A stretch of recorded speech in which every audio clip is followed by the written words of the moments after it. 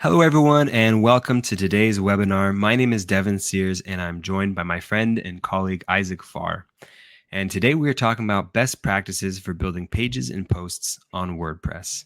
If you're a beginner and you're building your WordPress website for the first time, often people have a little bit of confusion around what the difference is between a page and a post and when you should use which one to build your website to achieve the functionality you're looking for in your website. So today we're going to take some time with Isaac and we're going to unpack all of that. We're going to go into best practices and a lot more. So before we jump into that, as I mentioned, we're joined by Isaac. He's one of our product managers and has been with the company for what did we say is like 8 to 10 years or something, a while.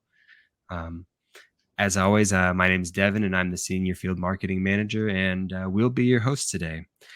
Before we jump into the content, I wanted to cover a few housekeeping items. And the first is if you can hear us, find the chat box and tell us where you're tuning in from. That allows us to do a couple things. One, it allows us to know that this is transmitting and that you can hear our audio.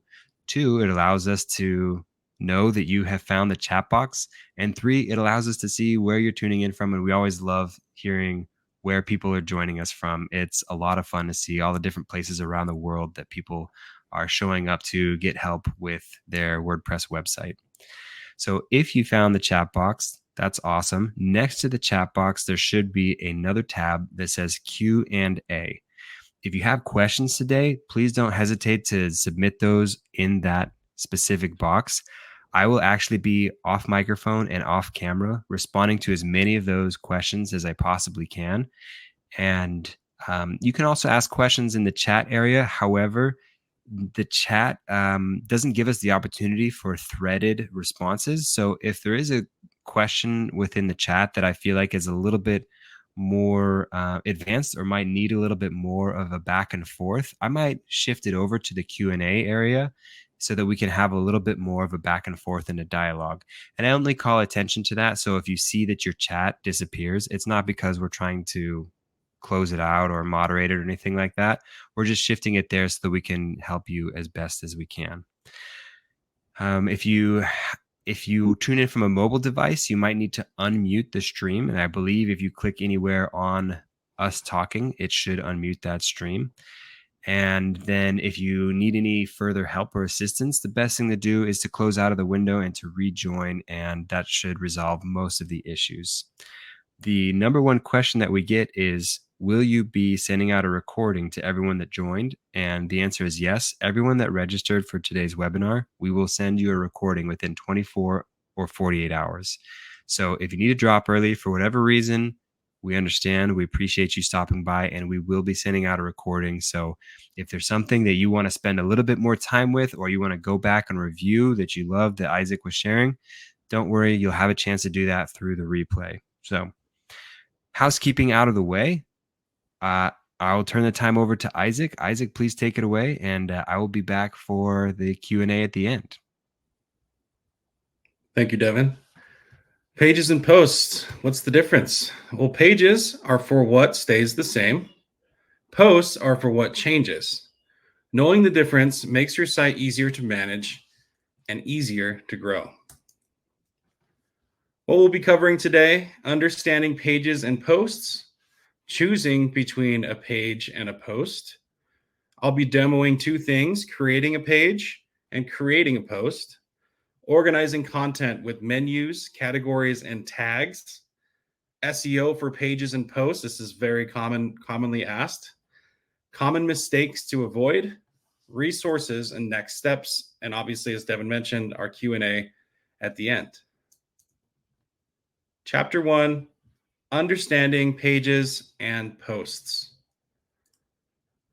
So what is a page?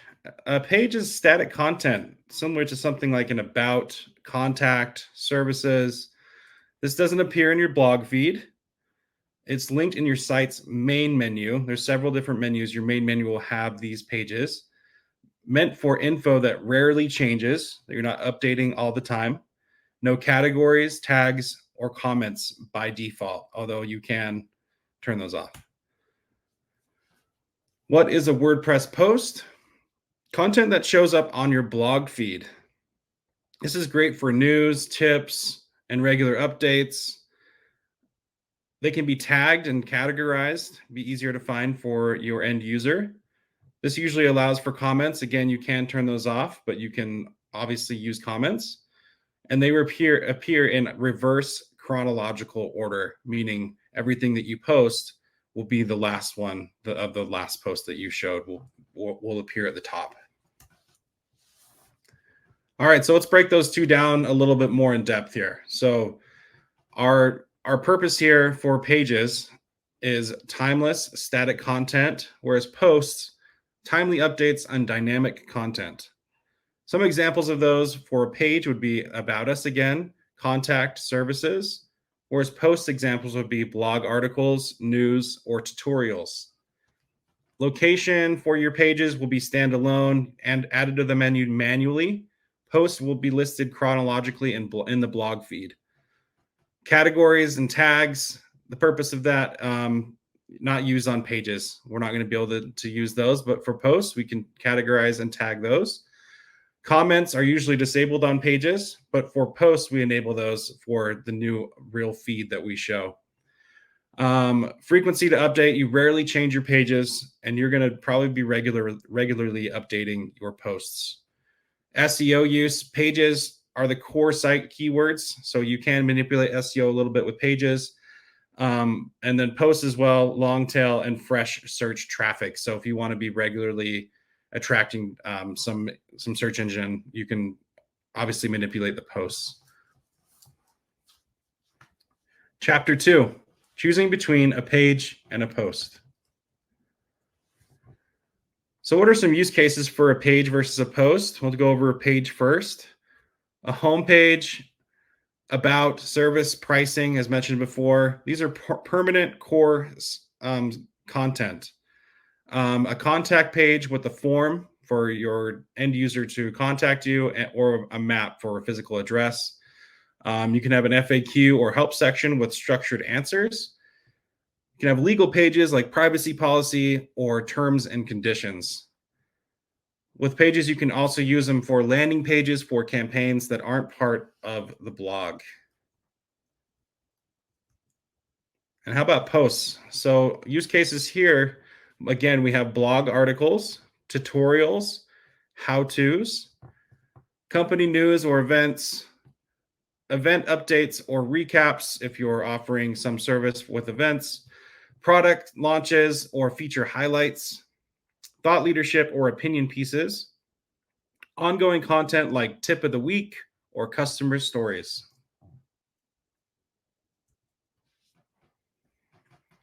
So here we have a pretty great example of pages creating the structure and posts filling it in. So at the top here on the left, we can see clear page title. So the New York Times being the top of the page, giving us that structure. Then we see the top menu on the page navigation. So across there, you see US politics, New York, businesses. And then you also have sections like magazines and static pages. So you can see this is a really good example of creating great structure with pages and then having your posts fill it in. Let's show you a decision tree on when you should be using a page versus a post. So number one, is this content time sensitive or part of a regular update? If yes, create a post. If no, let's go to the next question. Do you want this content to appear in your blog feed or to be organized or tagged? If the answer is yes, let's create a post. If not, let's go to the next question. Is this content core to your site, like about, services, or contact? The answer is yes, we'll create a page for that. If not, it will still be a post, and it still can be a case study as an example, or an announcement is another great example. Chapter 3, creating a page on WordPress. What makes a good page? We need to have a clear purpose. What is this page for? What is it about for an About Me section? What is it about for services or contact? Again, we mentioned for contact, you could add a form or a map. For About, you could have your history for your company, those types of things. Clean layout, use sections, headings, and white spaces. We saw how New York Times did that really well. You can have a really nice clean layout and really easy to navigate. We don't want our end user to have decision fatigue when they come to your site. They want to be able to find where everything is very, very easily. So again, no clutter. Pages aren't meant for daily updates. Sorry. So we don't want to add too many things, too much noise, and again, that's really important for your user and usability. No categories or tags. We just want it to be timeless and focus on your info. And link it to your menu. Pages are part of the site structure. So anything that's a page, as we saw, can be linked in the menu. That's a page. So Chapter 4, creating a post on WordPress. What makes a good post? So for me, a focus topic is generally what I start with when I want to write a post. Example again, tutorial, announcement, updates. So we want to have a really structured topic, something that we can find easily. A catchy title to draw people in. We want to hook them with something from the top. This is just generic writing, something that you want to have for your customer to really want to dive into the article. Featured image sets the tone. Featured images are also really great for some of the metadata. So it's important to make sure that you add some of those things to your WordPress blog. Use categories and tags. This is obviously for you to organize things better, but it's going to help the customer in the end sometimes if it's really organized to find things in search, and it's easier to pull those things up. Clear publish date shows the freshness of how often you're updating. Sometimes when you go to a site from 2015 and you see that, you're like, oh, that's a long time ago. Maybe I can find something a little different. So showing that publish date will show that you're on top of it. You're really involved in this today and passionate about it, whatever it is you're doing that's making you so great at WordPress. Enable comments. If you want engagement, this can be really helpful. There's also a way to help with spam with Akismet. So make sure that you turn those on if you want to have engagement and interact with your users. And then the feature of scheduling or publishing posts. So keep content flowing. You can publish after you write it if you're one of those people that just write. For me, I like to schedule things in advance. I try to be really meticulous about how it looks and read it back a bunch of times and then schedule it for 6 a.m. for a newsletter or something like that. Chapter 5, organizing content with menus, categories, and tags. Menu and navigation. So you can see this image on the right is your WordPress admin dashboard. You can see appearance, which is about halfway down on the left-hand nav, appearance with the paintbrush. Within appearance, you're going to find menus. From there, you're going to select menu, like main menu. You're going to add the key pages that you need: home, about, contact. Sometimes you're a commerce customer. You have a shop, a cart. If you need to add anything of that nature, those pages, add them to your menu. Reorder the items by dragging and dropping. That's a great feature that WordPress offers. And then save the menu and preview it live on your site.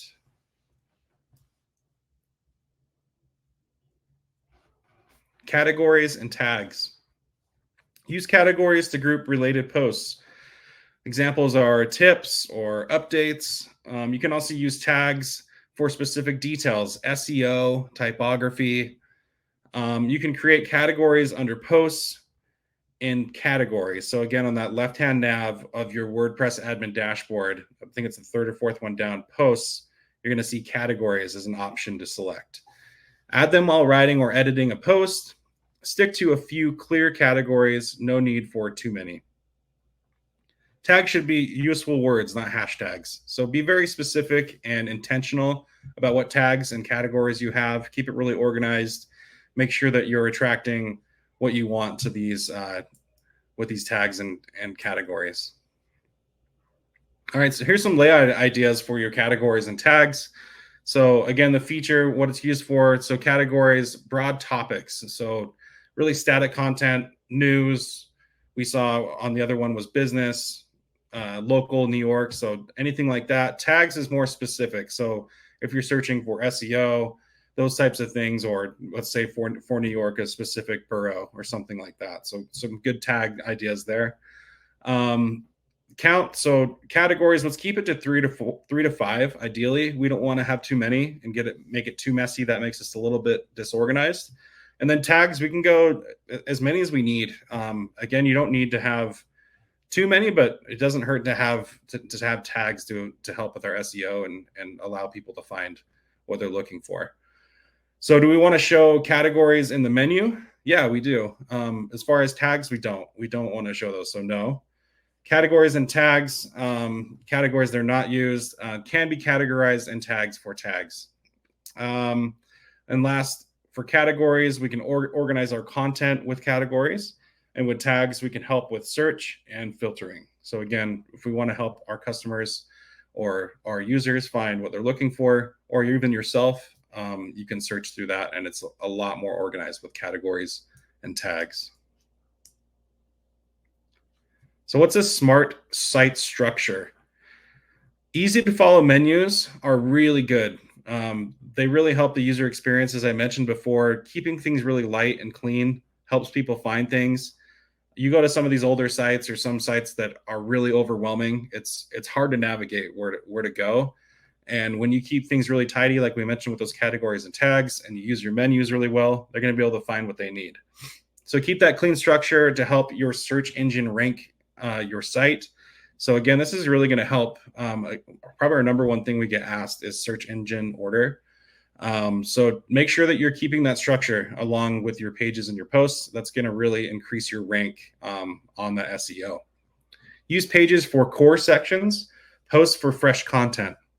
So again, we want to keep the core of about, contact, shop, and then posts for what we're selling, what we're writing about, what this team did last week for a sports article. So let's keep them fresh, and then let's not really change the core sections for the pages.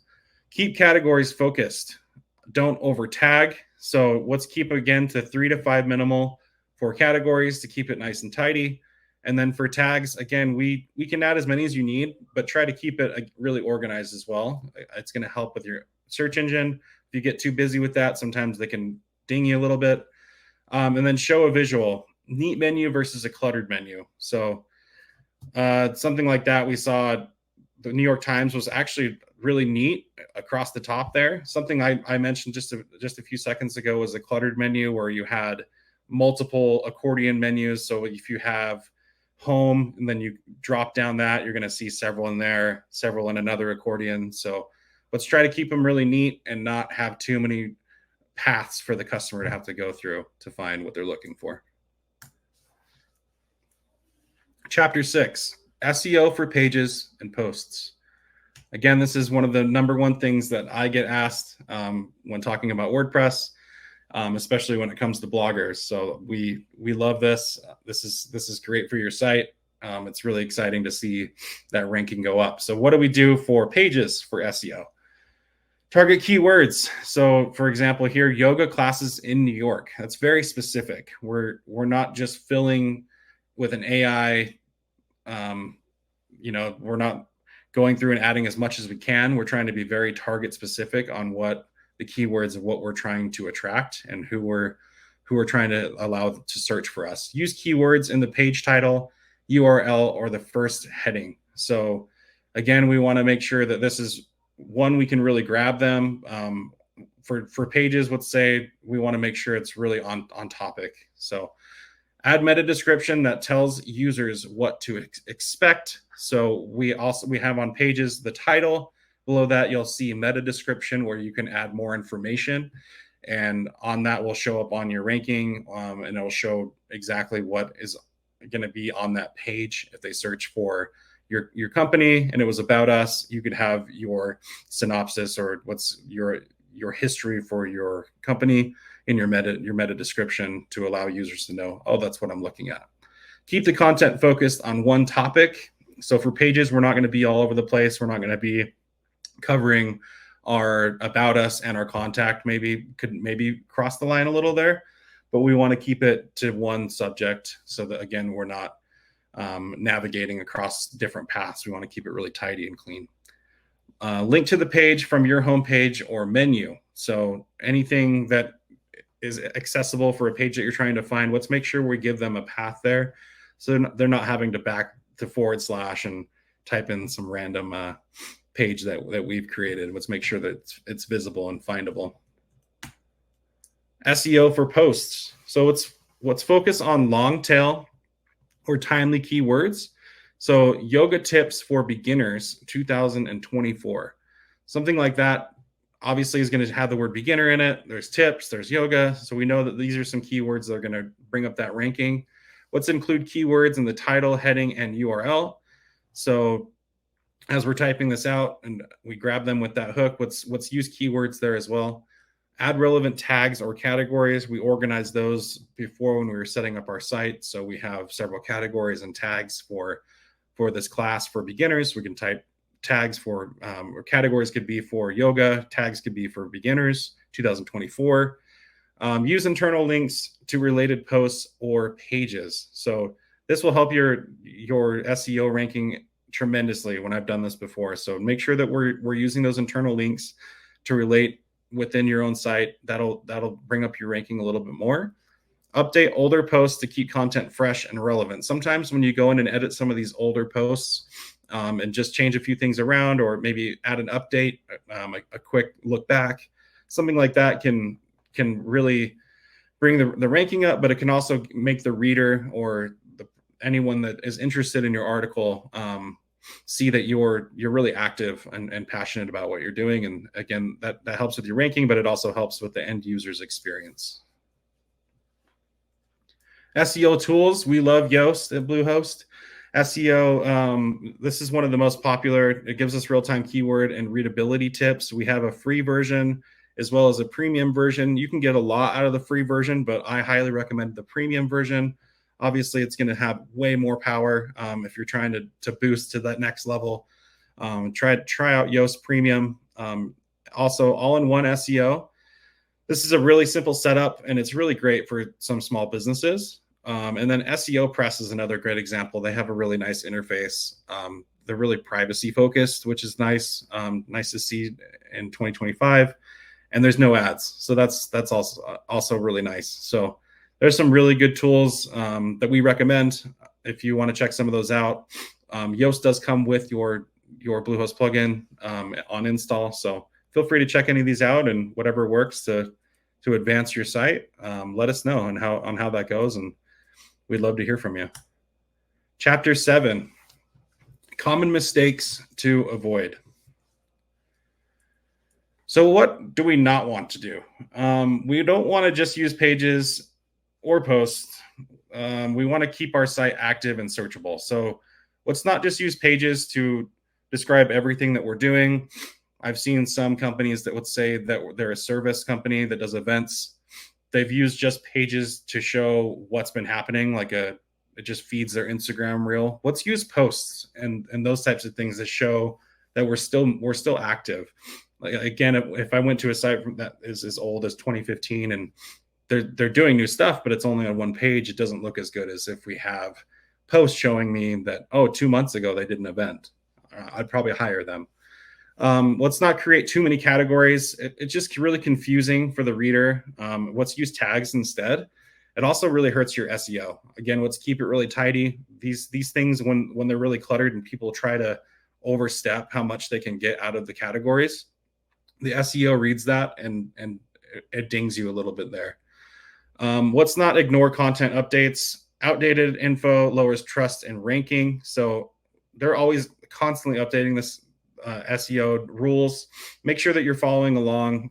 It's always good to stay sharp on what's changing. A lot of the things are really constant, but there's small little things they either add in updates or sometimes even take away. So just make sure that you're doing a good job on that, and you're increasing your trust and your ranking, as I mentioned before. So let's look at this again a little bit more in depth on what makes a structured site versus a messy site. So on a structured site, we're going to have really, really basic menu. You can see that's really easy to click, even home, about, services, blog, and contact. You know which one you can click on, where to find what. Or as I mentioned before, a menu with 12 random links that go all over the place with drop downs with several different things hidden inside.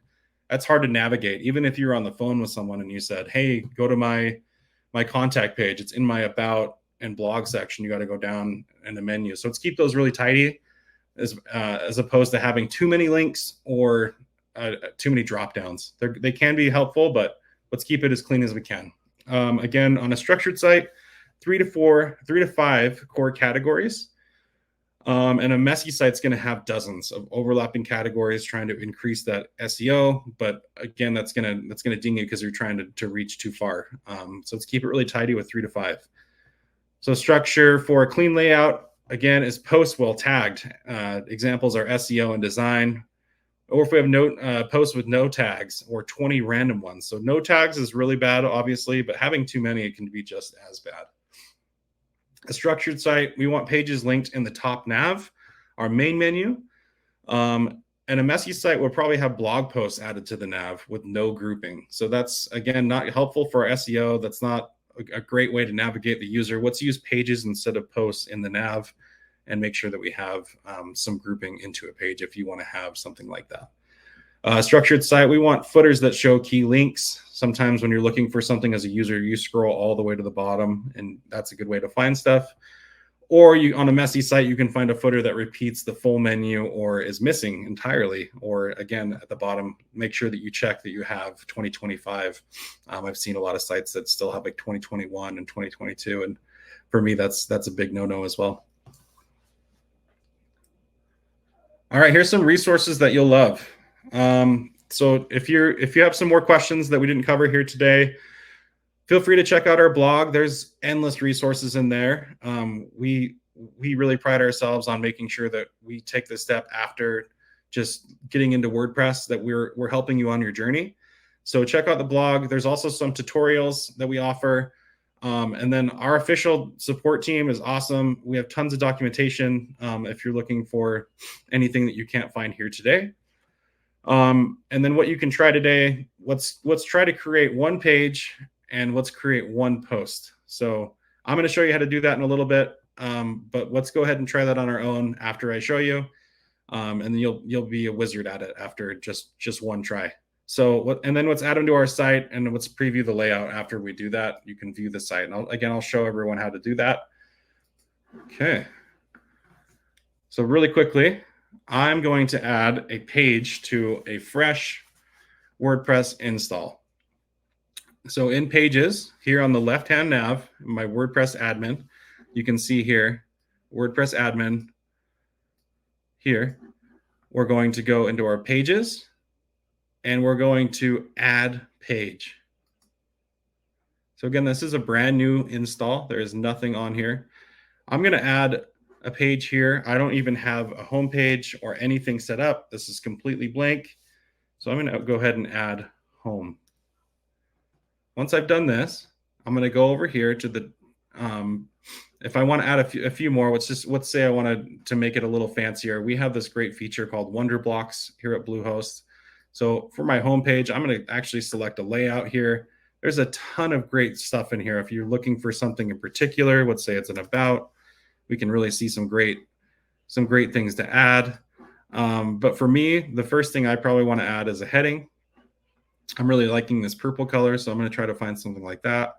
But again, I want to keep it really clean, so I'm going to do something like this and just add that to the top. So this gives me content. It shows a little bit of a layout, and then let's do something as well for our body as well. So let's do a gallery. I'm going to show some of the work that we've been doing. So I've been traveling a lot. We're going to add this as well. You can see this is already starting to come together a little bit.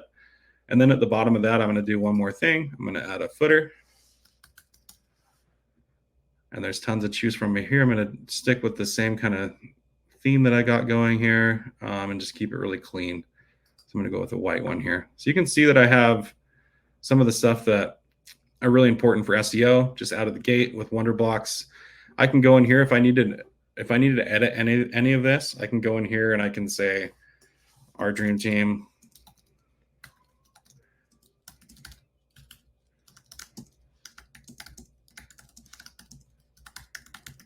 whatever we want to write. Okay, so we can edit whenever we want. We can go in here, click on a new image. You can click on any of these. You can replace it. You can change the size. You can add links.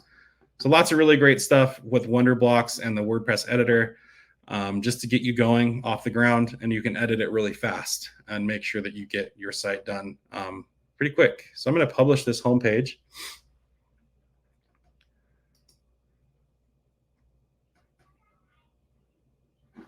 And I'm going to view this page. And this has my pages and posts URL that I have. I have my homepage in my nav, and that looks really good. Thank you, Wonderblocks. Now I'm going to go back to our WordPress admin dashboard, and this time I'm going to create a post. So here's the post with the little thumbtack. We're going to go to Add Post.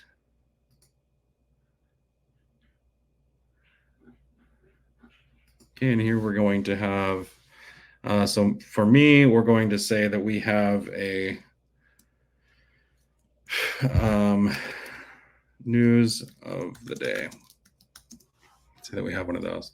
Let's see what we have with Wonderblocks here for our post.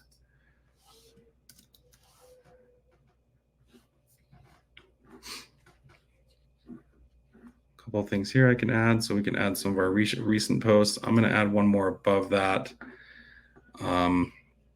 Something like a header or hero image. Make this look really cool. And then we can type a little bit below that. Add one right up above here. Let's see. I'll just do it down in here at the bottom. So we can add our content here. Again, this is whatever we need to type for today's date. Let's just say that we're just adding whatever we need, and we can move these around if we want to. So since I did this after that one, I can move it up to the middle really easily, move some of those things around. We can go into some of the advanced stuff over here. And I'm going to go ahead and publish this as well, or I could even schedule it, I think, if I wanted to, but I'm just going to go ahead and publish it so we can view it. Let's view our post, maybe.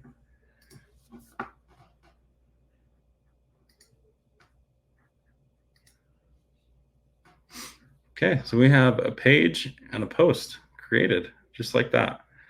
Some of the default stuff is showing up. Some of the stuff that I added is showing up too.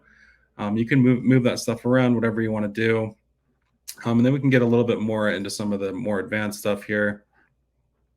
If you're looking to add to some of your SEO, you can see this the Yoast stuff that already comes with everything. I can go in here and really dive into everything that probably isn't looking too good. So I have a lot of stuff that I didn't add. There's some analysis from that premium. And then there's just a couple of things that you can really dive into that's really fun and exciting to see your order go up. So really recommend diving into some of that stuff. That's one of the main things that I get asked a lot is about that. So that's adding a page and a post. And I think that's everything, Devin. Awesome. Thank you, Isaac. We have some time to get into some Q&A. So I've been aggregating some of the questions that have come up as you've been talking, and I appreciate you walking us through best practices and then also going into the practical execution on how to create both the page and the post. So thank you for that. First question I have on my sheet here is there a limit to how many pages or posts I can create in WordPress? No, there's not. There's no inherent limit. I will recommend, though, that there is, it can affect your performance a little bit. So be a little cautious of how much you do, especially your database size. So you can do as many as you want. If you want to have as infinite, you can. But again, that could really hurt your site. So be sparing about some of it. But obviously, content is king. So make posts as much as you can.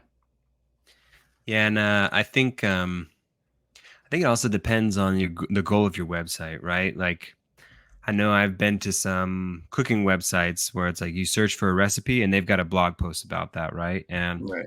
in my opinion, that's one of the great parts that separates WordPress from some of the other website builders out there is that there's not a limit. So you can have unlimited recipes. As you called out, Isaac, you can start to see some performance issues if you have like way too many or if you're not optimizing the images that you're including in some of those posts or those pages. But I think as long as you're optimizing and making sure that they're helping you reach the goal of your website, I don't think there's a limit.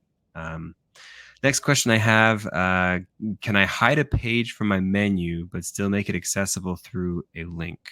Yes. So if you go to your appearance in your menu, you can remove or add anything you want to that menu. So go ahead and make sure you remove it from your menu. But you're still going to have a link to that page. So usually it's forward slash the page title. So, but make sure that you grab the link that you're looking to share, or if you want to hide it and maybe you're working on something and you want to maybe have it in a kind of staging area. I like to do that sometimes. So if you want to do that, go to your appearance, go to your menu, remove it if it already isn't, and then make sure you have the link from that page. Go to the page that you're looking for. There should be a link that you can find and share and socialize. Yeah, and I think just a use case for this, and I'm not sure if this is what this individual is asking about, but a use case is if you're trying to do like a specific landing page for a campaign or a promotion, right? You know, you see a lot of Yeah. big brands engage in this practice where you'll get an email that says, "Hey, check out our 30% off offer on this specific bundle," or you know, like buy one get one. And then when you click on that email or that link in your email, it takes you to a specific landing page. And we've given webinars about landing pages, and you can look those up on YouTube as well if you haven't seen those before for best practices and how to build an effective landing page. But I think that's a specific use case when that would come in super handy for anyone that's working on that. Next question I have, should I use a post or page for things like testimonials or portfolio pages? This is something you want to use for static content. So keep it to a page. It's if you're updating those constantly, that's probably not best practice. So I would recommend using a page and making sure that stays pretty similar and uniform for your site. Cool. Next question is, can I schedule a page to go live in the future like I can with posts? Yeah, you can actually, which I didn't know that a few years ago, and I was like, wow, that's really cool. So it's not a built-in feature by default, but you can use schedule content, those types of things, and you can use custom functions for your theme, like PHP function. I think it's functions.php. So you can do a couple things there to make sure that you can schedule a post in advance, or a page in advance, like a post. And kind of going back to that previous use case, I think it could be very similar where if you're doing a promotion or a campaign, we'll say like a Black Friday sale, if you want to build your pages out before and then not have to log in at midnight on Black Friday to hit publish, publish, publish, publish on your various campaigns, you can schedule all that ahead of time. And then I would still probably double check to make sure that it all went out successfully. But you can use plugins and things like that to make sure that everything is scheduled ahead of time and take some of that stress off of you or your web developer. Next question that I have, should I use both categories and tags or just one? And can you share the difference in SEO impact? Yeah, definitely want to use both, not just one. So your categories are going to help you with the broader site structure. So that's going to help it be easier to navigate. But while your tags are going to help Google understand specific focuses on your content. So make sure you're using both. Again, categories are for the broader site structure. Tags are for more intricate, targeted search results for Google to use, or the search engine that you're looking for. So, yeah. Cool. And I know you mentioned during the webinar that we're fans of Yoast. I know that if you use the Yoast plugin for SEO things, it will give you suggestions on categories and tags that you can use for your posts. So, Yep. I love that. I love anything that helps me not yep. have to think so much. So, yeah, definitely check that Yeah. out.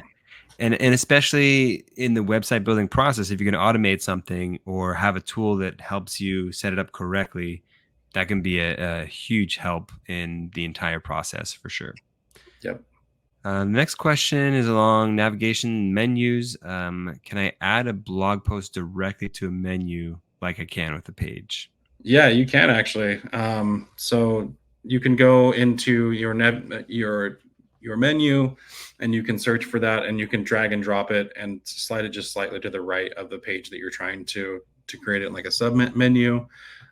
So you can do it. You can definitely add a post, but again, that's not super recommended unless it's very niche and intricate, like maybe you're offering certain product variations or something like that, and you want to show what that does or how that works. Maybe you want to have a blog there with some capabilities to get to the page that you're trying to find. But yeah, you can do it.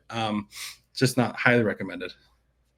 Yeah, and I think kind of going back to the example that I mentioned previously, like if you run a blog with recipes, then you might want to have something that says, hey, here are my Italian recipes, or here are my most popular recipes, or here are my seasonally relevant recipes, or something like that. Then you might want to put that into your menu, and you again have that functionality with WordPress, which is just one of the many reasons why we like WordPress. Next question I have, let's see, how do I create a drop-down menu with multiple related pages or categories? Yeah, so I kind of mentioned it there just randomly, but yeah, you go into your menus, appearance, menus, as we went through earlier, and you can select the pages that you want to have. Let's say you want to add home, about, whatever you want underneath those. So you want to add all the pages you want. And when you find the one that you want, you're going to slide it to the right, drag and drop of the one that you want. And that'll create a sub menu. Cool. I will echo just a word of caution as you do that. You do want to try to keep your menus clean and simple, so depending on what your website is about, it might make sense in a specific use case to have kind of nested menus. I think those are called occasionally, where it's a menu within a menu within a menu kind of thing. But I suspect we've all been on a website where the user experience wasn't great, the user interface wasn't great, and part of that can be due to confusing menus, or you're trying to select one part and that accidentally opens up another menu, and then it just becomes a huge hassle and a huge headache. So I think my recommendation is to aim for a clean and simple menu, but you do have that functionality to have those nested menus when you're building multiple pages and multiple posts for sure. Next question, and this actually might be the one that we finish on, so I'm going to advance the slide just to give a few more resources. Let me just kind of walk through what we've got on this slide. So if you're looking for a little bit of further assistance, we do have professional services that can help you design your site. They can help you with your SEO, and to get in contact with them, you can click on the sticky note in the chat, which is that blue highlighted banner at the top of the chat. And if you click on that, that should take you to a place where you can begin that conversation with them. Additionally, and by the way, professional services, that is a paid service, just to let you all know. If you're interested in having someone assist you, it's definitely worth the money, but that is a paid route you can take. If you're looking to do it yourself and you want to educate yourself and build that experience for yourself, excuse me, you can go to bluehost.com/help or youtube.com/bluehost. Both of those have a ton of free resources. As Isaac called out previously, we do have a lot of resources to walk you through how to do this, how to give you the information and the resources that you need to be successful as you're building this. And then last, we have our support line. So if you have any further questions, you can always call that. So Isaac, last question we're going to end on today. Is it better to use keywords in my page/post title or in the URL? Yeah, definitely both. Obviously, your URL is what the search engine is looking for, so that's really important. But your title is also really important for user engagement, and them searching on the site. So really important to use both. Just make sure that you're keeping it really targeted to what keywords, because it's a really small area we can use. So use it on both. Just be very tidy and neat with it. Perfect. Awesome. Well, that brings us to the end of today's webinar. We appreciate you all stopping by. Isaac, I deeply appreciate you stopping by to share your knowledge and experience with us today. And as we come to a conclusion, if there's any other topics that you would like to see us cover, please take a second and drop them in the chat. We want to make sure that these are useful, engaging, and educational for everyone that tunes in. So if there is a topic that you feel like maybe we've missed or that you think you would benefit, then please drop that in the chat. And Isaac, just one more time, I appreciate it. Express my gratitude for stopping by and for sharing your information and your experience with us. So Thank you thank for you, having me. everyone. Thank you for joining, and we'll catch you next time. Bye, everybody.